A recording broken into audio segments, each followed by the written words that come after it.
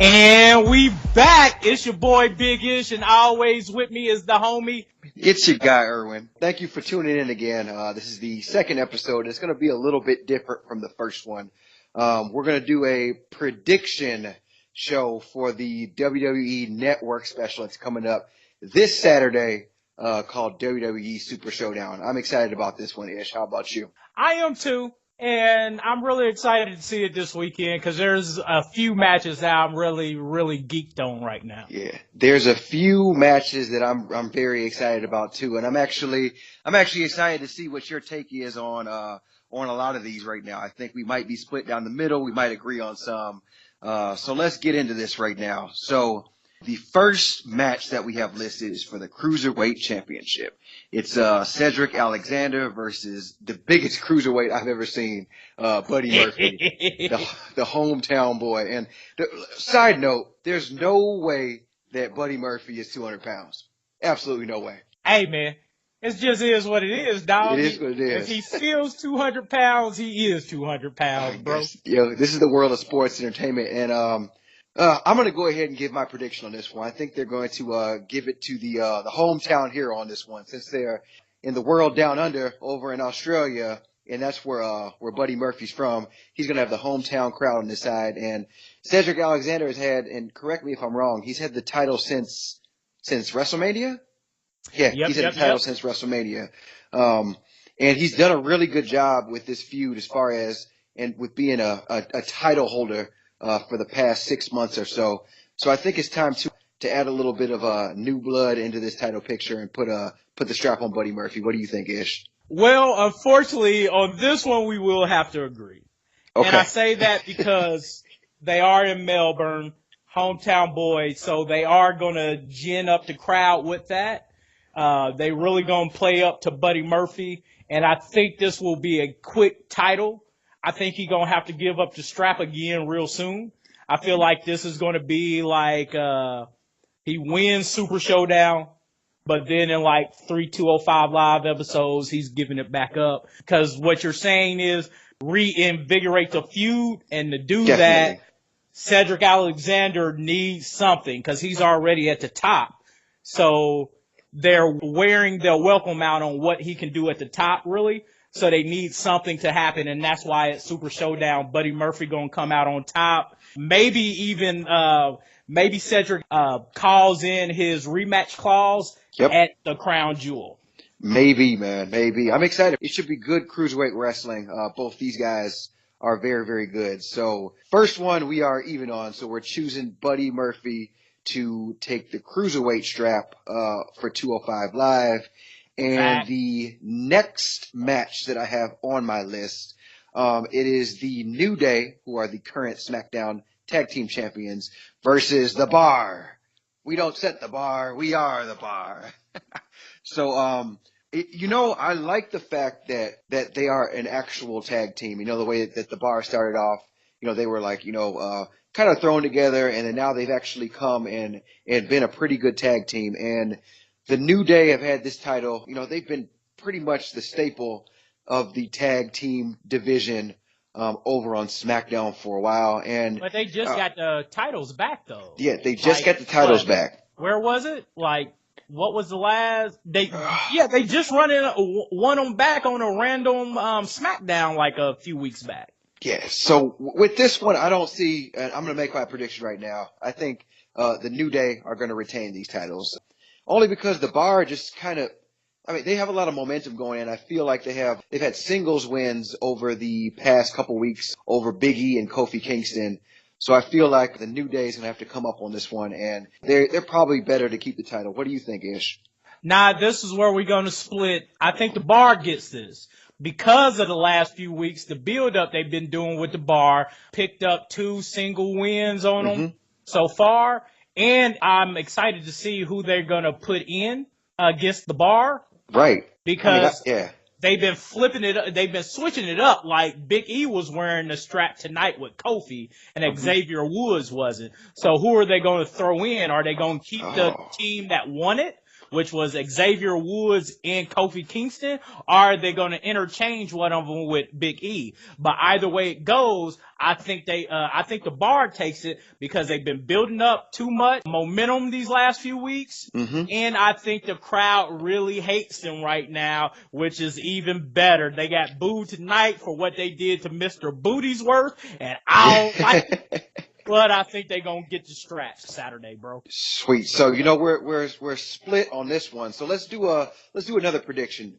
I feel like New Day's gonna come out with the pairing of the Bruiser with Big E and the High Flyer Kofi Kingston. Who do you got as far as their Freebird tag team? Who do you think is gonna come out? The only reason why I think it's gonna be Big E and Xavier is because Big E was injured for that tag match where Xavier and Kofi won. Okay. So I think it's going to be Big E, and typically Kofi's been in the last few tag matches, so I think they want to give X some shine in this one. So okay. I got Big E and Xavier Woods being the representatives for the New Day tag titles. And even with that one, that's very intriguing because they could, I know I've been hearing some rumblings about them possibly splitting up the New Day, so they could give, either Kofi Kingston or Big E, a singles push, which I wouldn't be too excited about, but it would be welcome as far as that goes. And it would be great to have, Xavier Woods even take the fall on that one if they were to lose, so they could tease a little bit of warfare amongst that faction. Well, they tried it earlier. If you remember, mm-hmm. I forget when Big E had his injury. It was before Hell in a Cell, maybe been at SummerSlam when they lost. They lost the chance to pick up the titles at SummerSlam. Big E got hurt, and then that following Tuesday. You're right. Remember that following Tuesday, that's when Kofi and Xavier won the tag titles, and You're Big right. E was hurt.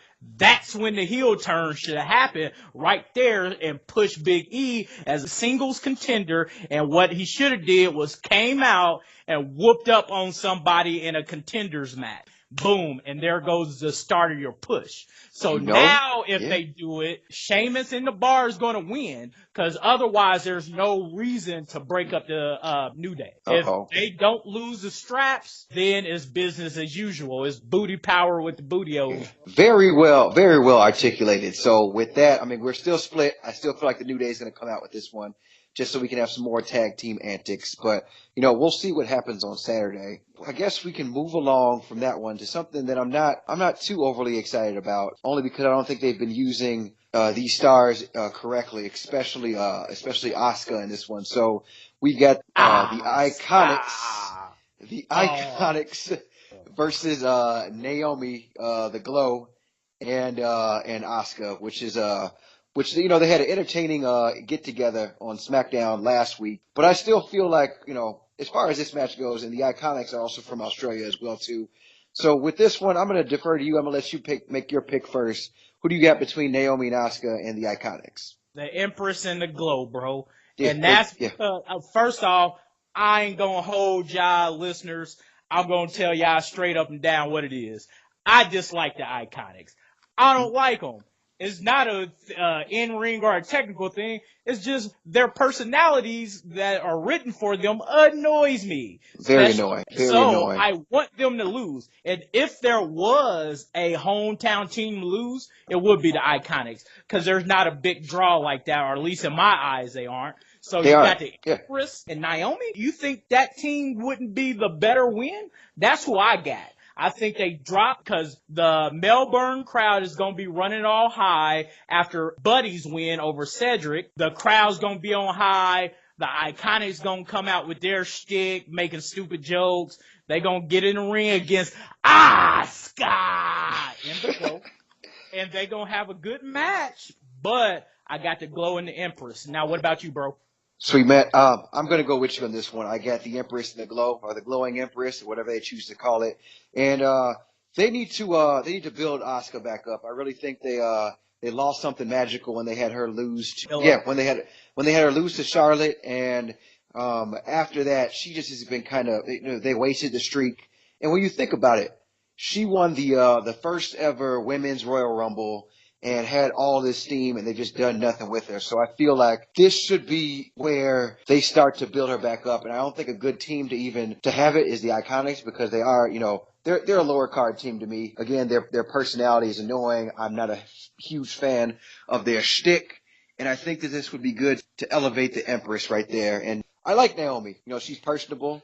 She goes well in the ring, and this team should definitely dominate the hometown crowd with the Iconics. So we both are in agreement on this one. I agree with you on that. And the thing about Naomi, to add on to that, like, I feel like you can stick Naomi with just about anybody. With anybody. Like, you can pair her with just about anybody and it'll be good. Like I talked about on the first episode of No Jobbers Allowed, that backstage segment with her and Asuka was just pure gold. And I don't think you would get that if you stuck somebody else in with Asuka. I don't think it would have came off as well.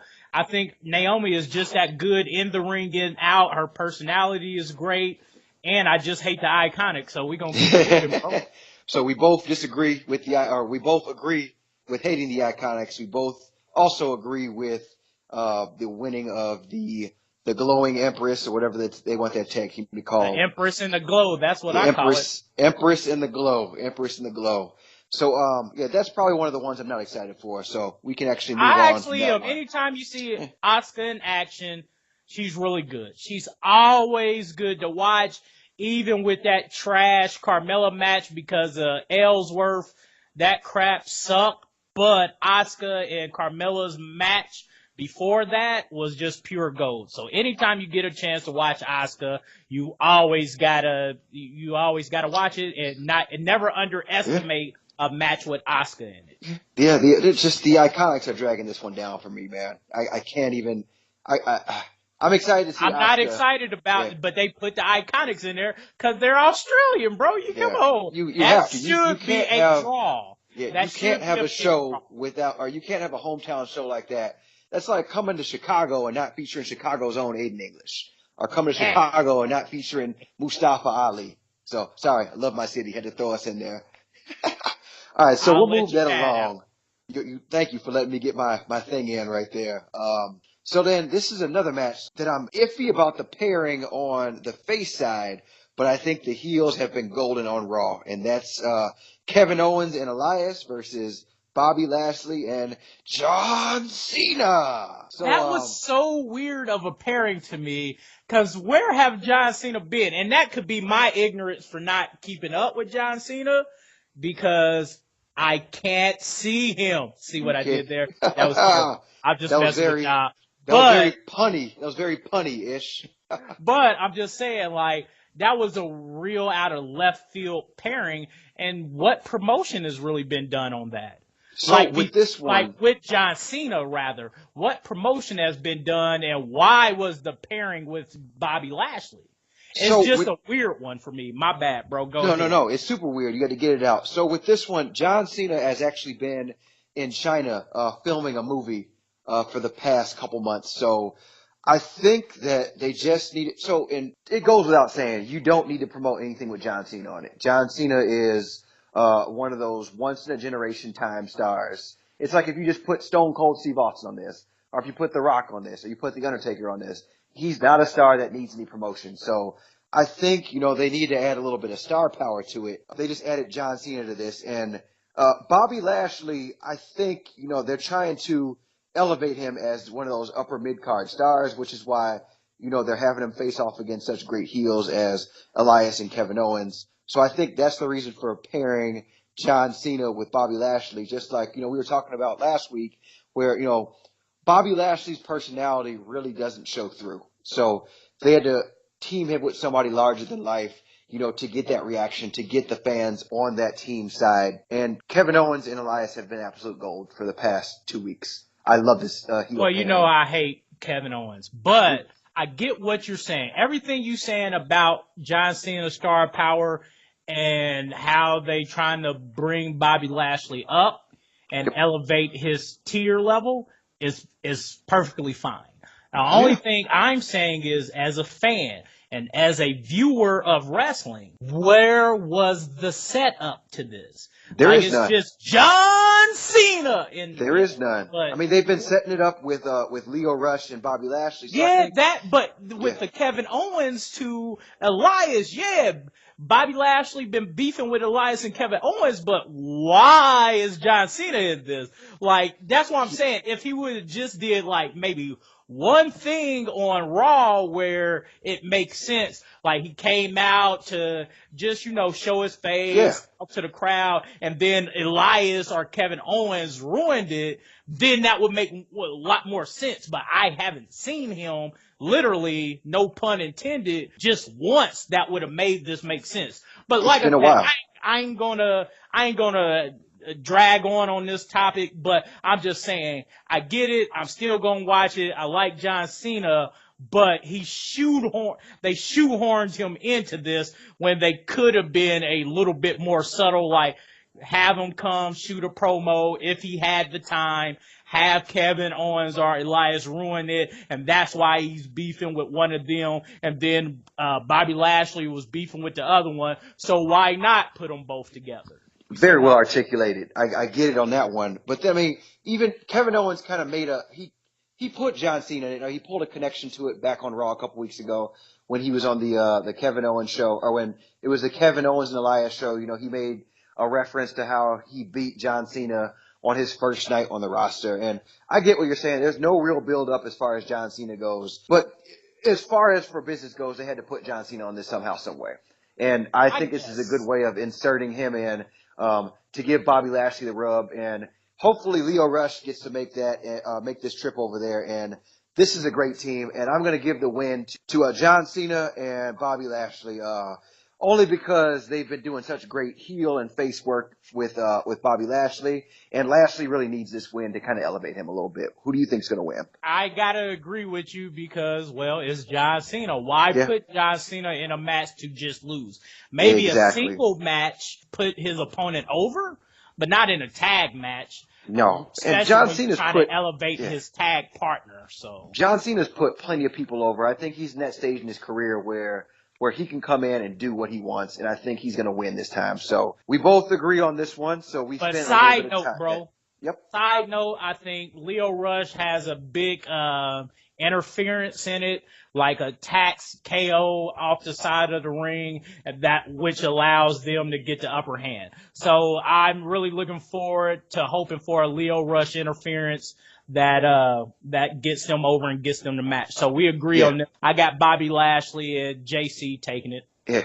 And another side note on that one, I agree with you on that too, that Leo Rush is going to be involved somehow, some way. I think it's going to be more of the flipping again, where he's running away from either Kevin Owens or Elias, but he's going to be involved in a big way so that we can actually get a little bit more personality out of this pairing with Leo Rush and Bobby Lashley. So me and Ish both agree on this one. Let's move along a little bit, and this is another one that I've been excited for. We get the Daniel Bryan versus The Miz in a WWE #1 contenders match. And as far as a storyline goes, and as far as everything that's been building up with these two, Daniel Bryan has been losing an awful lot lately. Whether it be with the tag team with his wife, or whether it be the last singles match they had, Daniel Bryan has been losing. And depending upon what they want to do with that WWE title scene, I don't really know. I mean, we'll get more to that later in the show, because there's a WWE Championship match on this card. With this one, I got to give it to Daniel Bryan, only because he's lost so much, and The Miz really does not need that #1 contender status to be a #1 contender, if you know what I'm saying. So I'm going to give it to Daniel Bryan on this one, just so we can have our yes moment. Who do you have going over in this match? Unfortunately, listeners, I got to agree with Irwin again. And here's why. Everything he is saying is correct, but the main thing is because Daniel Bryan's looking to make that last push. Yes. Our last big push. Yeah, you remember his last retirement and all that good stuff when he was injured and everything, doing his GM stint and all that good stuff. He's back. He wants a real chance at the strap again, and this is the chance. This will start him a big pay-per-view, and then talks himself up on the following SmackDown. Then he gets into it with someone. This is his chance to make that push. I think they start knocking over the dominoes Saturday at Super Showdown for this. And that's why I really think, like Chris said, Miz don't really need this dub. But to go one step further, just to make another prediction, Daniel Bryan is going to have to do a heel trick. He's going to have to do something dirty because they've been building it up, saying, with Miz saying Daniel Bryan is too good, and that's why he won't beat the Miz. So if WWE set this up correctly, they'll make Daniel Bryan break one of his moral clauses that he has with himself. Something that he said he would never do, just to do it to get over the Miz. And I think that's what happens. Yeah, man, I can agree with this. And then also, my prediction for this is kind of a telling about what I want for the WWE Championship. But in another side note with this one before we move on to that particular match, I think so Daniel Bryan said he came back to be on top. And I really think that, and I know he just re-signed his contract extension, so I know he didn't sign on just to be a upper mid-carder or lose to the Miz over and over again, like you said, for his big push. So I think they're going to give him his wishes because he's worked so hard to get back here. So with that being said, let's move on into our no disqualification championship match for the WWE Championship, where we have the champion AJ Styles facing off against Samoa Joe. They've had a pretty good build up to this one. They've had some matches already, you know, the funky ending to the Hell in a Cell where, you know, he tapped and also get pinned at the same time. I'm just going to go out. I want to make this prediction. This is probably a very bold one. I think that they're going to have Samoa Joe win the strap on this one. I got to disagree on this one. Okay. And that's because of our last prediction. They are going to do, in my opinion, AJ Styles is finally going to get a real decisive victory over Samoa Joe. Samoa Joe is going to have a good match. He's going to put AJ through the ringer. It's going to be a very great match, y'all. It's really going to be good, but I think AJ Styles takes it because at some point you're going to see like kind of a moment where he looks in the crowd for his wife and daughter or something like that and gets like new level of energy, and then that be the push that he needs to get over on Samoa, and then that will start the Daniel Bryan versus AJ Styles Goody Two Shoes feud. See, and I'm thinking about it the other way. I think Samoa Joe is going to be the big bad heel, and Daniel Bryan is going to be the one to face off against Samoa Joe, honestly.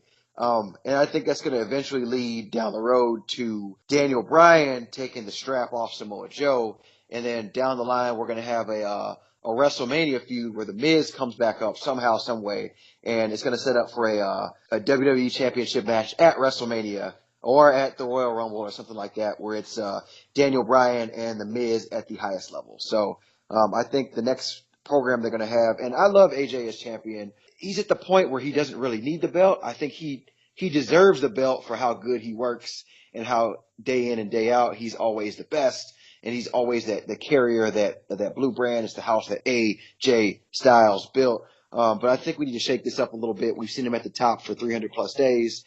Give Samoa Joe the strap on my end and have him face Daniel Bryan a little bit later, so we get a little bit more craziness. And then even with that, we can have AJ be the face that's chasing the championship and maybe always coming up short, or somebody that we get behind, or he can start a feud with somebody else. So, man, me and Ish are split on that one. I'm surprised. But it should be a good match, no other.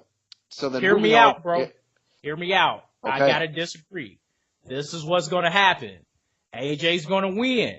Daniel Bryan's gonna win. Samoa is gonna be on the warpath because that was the decisive victory. Seeing Daniel Bryan now getting his push back, and he's going to go out there and talk man to man to AJ because they're nice guys. There's baby faces, so they're going to talk to each other respectfully. I respect what you're doing, AJ, but I think it's my time now, and I challenge you, blase, blase. But before that, Samoa Joe going to get upset at Daniel Bryan, Boom. That starts your refuels your number one contender feud.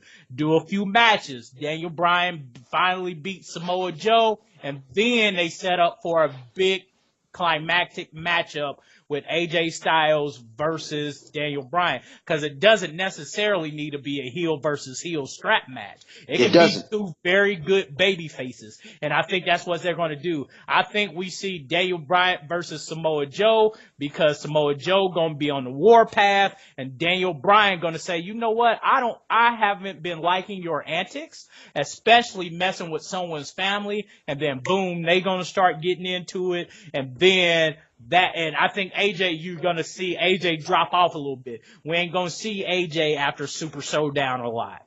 You feel me? Oh, man. I can see that.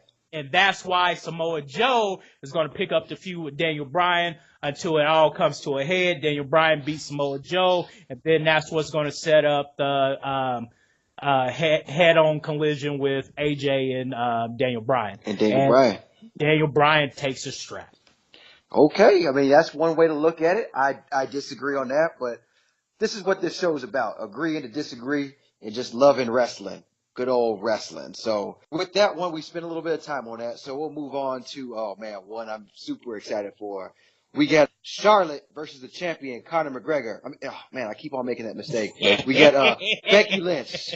So we got Charlotte versus Becky Lynch, and they've been doing some great work. I've been really enjoying this Becky Lynch. I can't call it a heel turn because she's getting crowd face reactions from the crowd, and everybody loves it. So she's more like a tweener. She just does badass stuff, and we all cheer for it.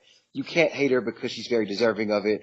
I think that this one is going to be they got to keep the strap on Becky. They can't give it back to Charlotte. So I'm giving Becky the win in this one, and maybe it sets up for another match down the road. I can't see any other woman coming into the title picture other than Asuka, but they've done such a good job of making her look so terrible and not using her over the past months. I just can't see her popping back into the main event feud. So, and they've also relegated Carmella back to, a side act with R-Truth. So I see these two continuing their feud for a little while, and Becky just got the title, and she's doing too well. Becky keeps this title. Who do you got, Ish? Unfortunately, I got Becky for everything you just said, because, come on, what is Charlotte going to do with it? Dude, she's had way too many title reigns, man. Then the problem with this is WWE on the Blue brand isn't doing a good job of cultivating their women right now, and this is what I'm saying. Asuka and Naomi, while a good pairing, shouldn't have been together. Asuka should still be on her singles push. I agree 100%. And so I think Becky gets it, but the problem with that is going forward after Super Showdown. Who's next? Yeah, you don't know. Who's next for Becky Lynch? Who have you even been up there? Heck, what's the last time you seen Becky Lynch versus somebody who wasn't Charlotte besides Lana last week? It's always her and Charlotte. There haven't even been like an inkling of who else would be next up. So I think, honestly, they continue this feud. Becky wins it. They continue it. They keep on making magic in the ring. They keep on having this antagonistic face heel kind of dynamic. So I'm going to give that one to Becky. I think we both agree on this one. Give it to Becky by default because there's nobody else. No one wants to see Charlotte with a strap, and there's no one else they even built up to be a competitor for Becky. Yeah. None. Carmella was there, but then they relegated her back to hype man.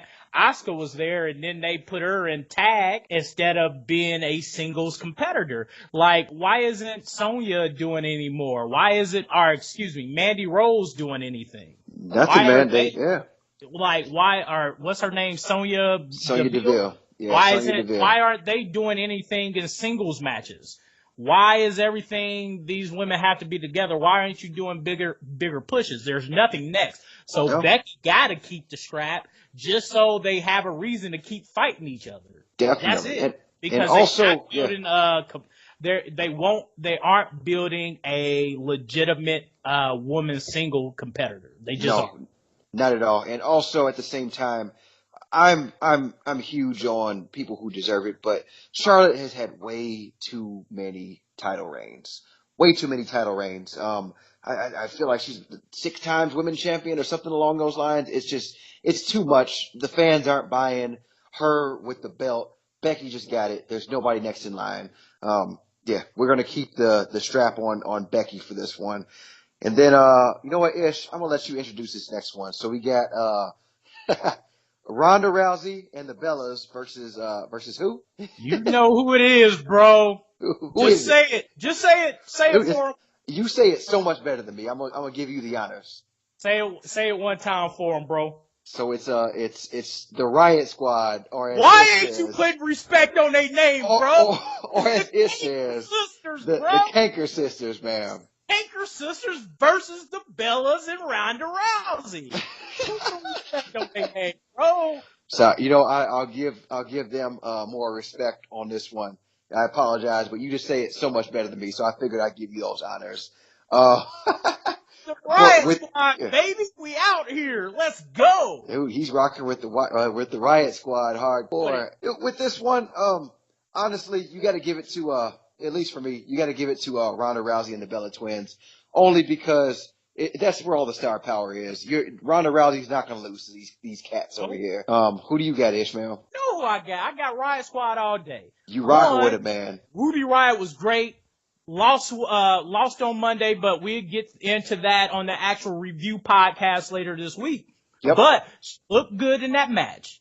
2, Liv Morgan is coming back from her concussion. So WWE need to throw them a bone. So you have Ruby been doing great work, laying down the groundwork for this. And they skirmishes for the last couple of weeks.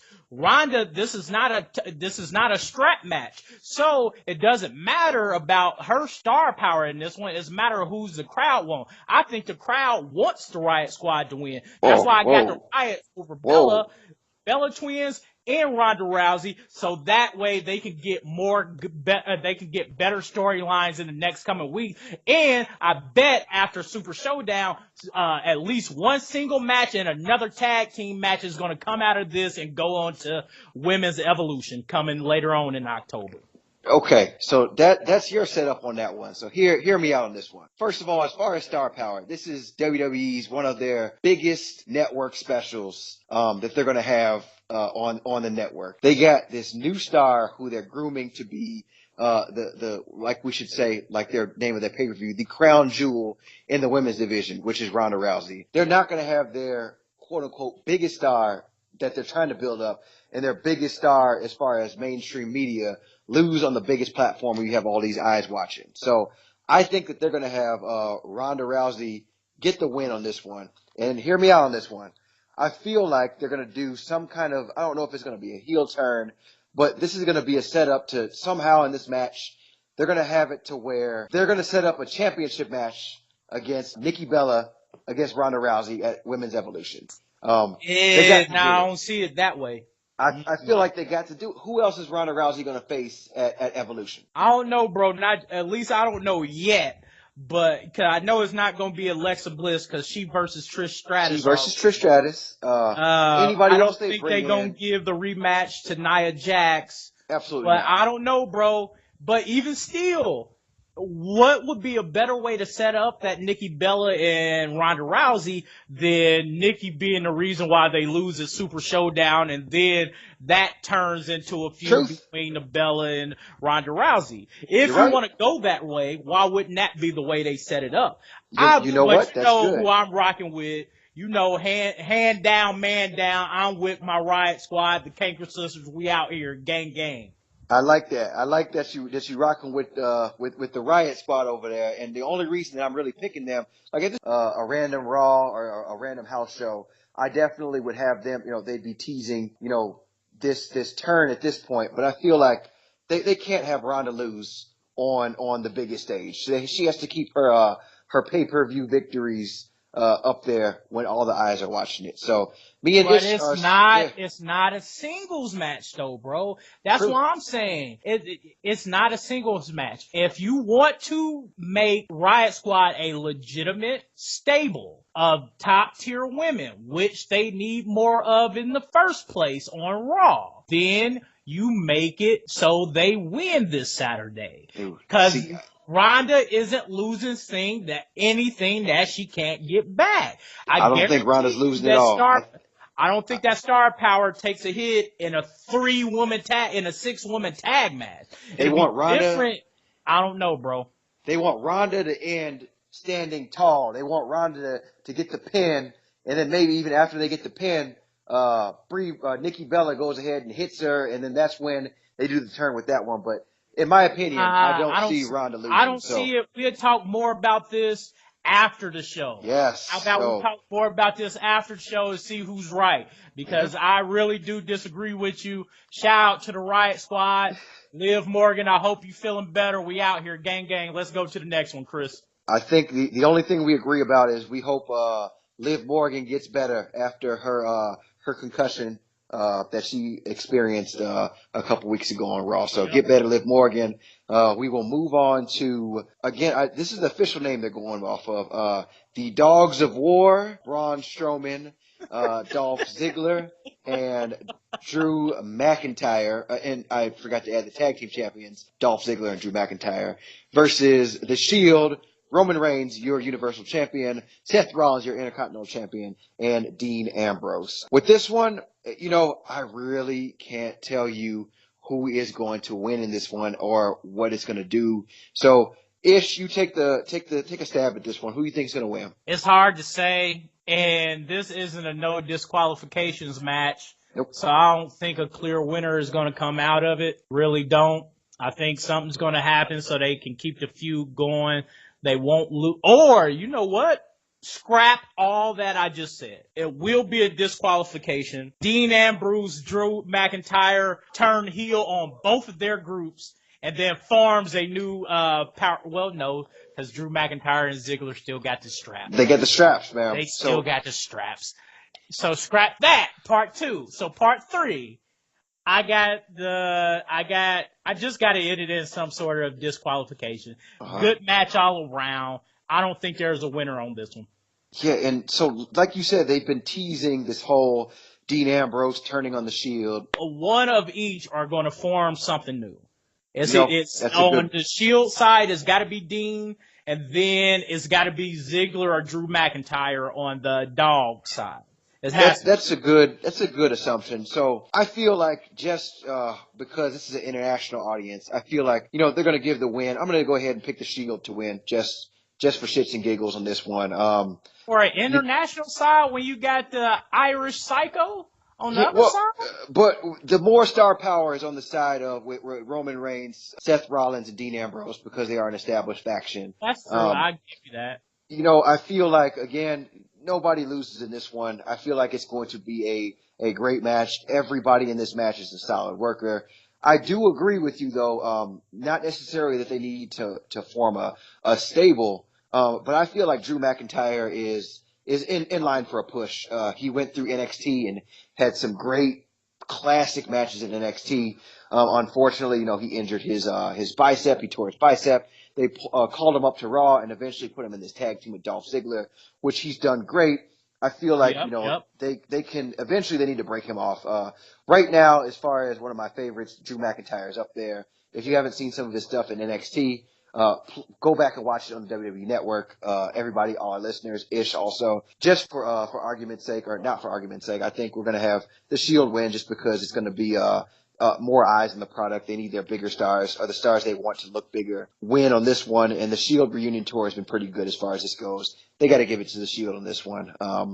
I can go either way with that one. So you got the Shield. I got the Shield. I got a disqualification somehow. I got a no contest. They're not. It's going to end up just like Hell in the Cell, where it should have been a winner. There's not going to be a winner.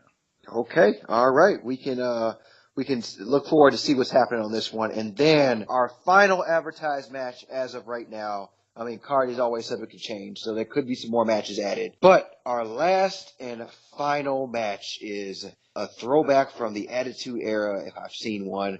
The Undertaker versus The Game, Triple H, in a last time ever match. I might add, Shawn Michaels, with his new, bald look, will be in the corner of Triple H, and the mayor, Glenn Jacobs, Hold aka on, bro. Kane. Like, I can't let you continue without bringing this up. Somebody put up a picture of Triple H and Shawn Michaels for Raw Monday night, and a meme of the Paradox Brothers from Yu-Gi-Oh! And I have not stopped laughing since, bro. But go ahead and continue and let know who's their opponents in that, or Triple H opponents in that. So it's The Undertaker with the mayor, Glenn Jacobs, aka Kane. And as far as Big Ish's reference to Yu-Gi-Oh!, I'm not very familiar with that, so I'll have to go back and visit that one, as all our viewers should. And we will revisit that later. With this one, I think we got to give the win to The Undertaker's going to win this one. And I feel like that's going to set up for some kind of tag team match where Shawn Michaels comes out of retirement and him and Triple H reform DX to face the Brothers of Destruction, Undertaker and Kane, maybe at Crown Jewel, maybe at not WrestleMania, maybe at the Royal Rumble, maybe at Survivor Series, somewhere on out. But this match is going to be designed to further another match, only because Shawn Michaels said something about this is the last time you'll see him in a singles match. So, see Triple H and Undertaker in a singles match. So I feel like this is setting up to something for a larger payoff. So I think they got to give The Undertaker a win in front of this international audience. And it's going to set up for something a little bit larger, or with a DX reunion, so they can sell some more Suck It t-shirts. What do you think is going to be the outcome in this one? I had Triple H at first, but because of everything you just said, I think I'm going to go with The Undertaker now. But what it should have been is Triple H should pedigree him in the center of the ring for all of Melbourne to see. You know why? Because WWE deserves that, because of him putting over Brock Lesnar and losing that WrestleMania. He is not invincible anymore. Therefore, Triple H, last time they ever go against each other in a single match, should get the W. And then afterwards, Kane comes in, then beat up Shawn Michaels, and then they both just start wailing on Triple H. And then that's how they set up the next big tag match at another pay-per-view. Yeah. So who you're picking in this one? Is it Undertaker? Unfortunately, it's Undertaker. Yeah. I want it to be Triple H. It should be Triple H. Triple H deserves it, but Undertaker gonna get it. Either way, this is going to be We are going to disagree. Okay. I will say Triple H. I say Triple H pedigree in the center of the ring. And with this one, we're not even going to argue about this, because I think with this match, everybody wins. Everyone does. With this being, and this is not to say anything bad about the current roster. I think it just might be the way that they're written in and the feuds they have. They're just not exciting, or not as exciting as this one is. Maybe it's because it's a throwback to my childhood. It's a throwback to WrestleMania, X7, when we saw the, Biker Undertaker go against, time to play the game, Triple H. But which was one of the weirdest turns for the Undertaker for me. The American Badass Undertaker, you go from the dead man to American Badass, and then you go back to being the dead man. You gotta watch the Raws leading up to that one, and that was prime era when I was watching. That was when I'd order every pay-per-view, when I'd sitting in front of the TV glued to it. Go back and watch the Raws on the Raws that led up to that Undertaker returning at that Survivor Series, when he came and he chokeslammed everybody and he chokeslammed Shane McMahon. It was actually magic. That's a podcast for another day, though. But everybody wins in this one. What I did like from the American Badass Undertaker is his move where he gets you to the turnbuckle and just start wailing on you with the punches. Yeah, when he starts the punches. Yeah, that's one of my favorite things that did come out of that. So I'll give you that. I just thought it was always weird that you dead man, American Badass, dead man. And I don't like Chris Rock, so I hated that his theme song was Chris Rock or Kid Rock. Dude, but before he had the the Kid Rock theme song, he had the Limp Bizkit, keep rolling, rolling, rolling, rolling. That's another theme. That's another podcast for another day. But he did have that rolling music. Everybody go check it out if you're a little younger. Don't know who Limp Bizkit is, and this may sound foreign to you. Google the song Limp Bizkit rolling. Do it, man. It's good. But do it for the nookie. So you can take that cookie. Either way, don't get me off on this tangent. Everybody wins on this one. This is a classic match. I think they've done really, really well. It should be the main event to close out the show. This is a very interesting storyline. I like the way that they've built it up. I like the fact that we've got Shawn Michaels back. I like the fact that Kane has come back in his normal Kane mask and not the corporate Kane gimmick. I love the fact that the Undertaker's here.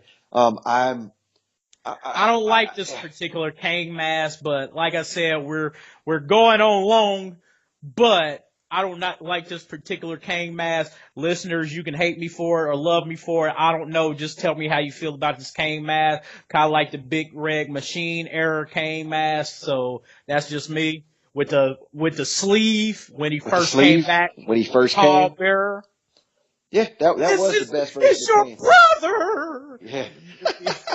Rest in peace. Rest in peace, Paul Bearer. Right. Rest in peace. But yeah, so once again, that's our predictions, listeners.